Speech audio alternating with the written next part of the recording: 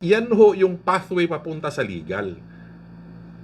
Yung tipong hindi nila sinadya kasi gusto nila, a lot of them naawa lang sa inyo at basahin ko yung chart, baka maintindihan ko yung kwento. Kasi hindi ko naintindihan yung CF4 dahil napakapangit. Hindi ko i-deny, hingi ako ng chart. Dumating yung chart. Lalo siyang nagulat dahil napakapangit ng pagkagawa ng chart. Hihingi na naman siya ng isa, dalawa, tatlo, and for all you know, aabot yan ng 20. So that becomes a pattern.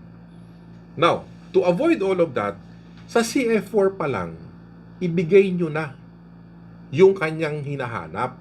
Kung pneumonia yan, utang na loob, pneumonia ang tutukan ninyo.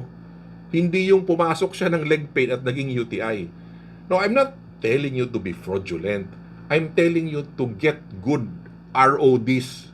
Train them para hindi ho kayo magka-problema. So yan ho yung tinututukan namin sa masterclass.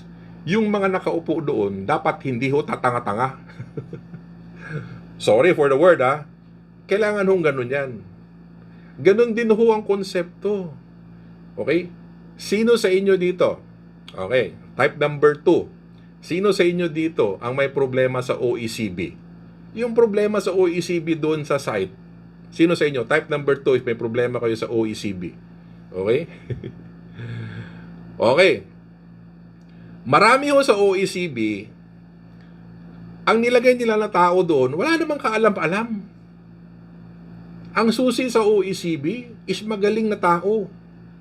Yung magsasala, kailan ba ito pang OECB? Kailan ba ito hindi dapat i-OECB? Kailan ito i-admit?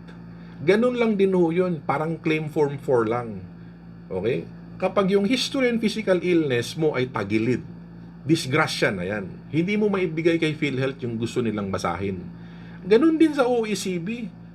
Diyos ko, sabi ko, ano ba ito? Yung OECB, mamimili ka na lang dun eh. Ano yung pwede?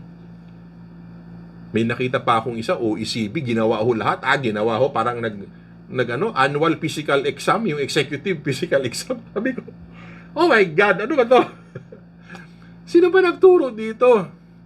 Ayan, sa mga masterclass ko, Diyos ko, sakit sa ulo yan. Sabi ko, sandali. Pumili kayo ng tamang doktor para dyan. No, ang point ko, here's the tip. Give them what they want to see. You limit it to what they want. Okay? Kasi the moment you keep on giving them some things that they don't need, okay, it's either they get fed up or they follow the trail.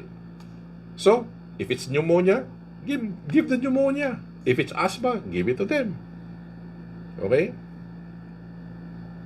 Now, Doc Ben, ano ba yung give them what they want to see?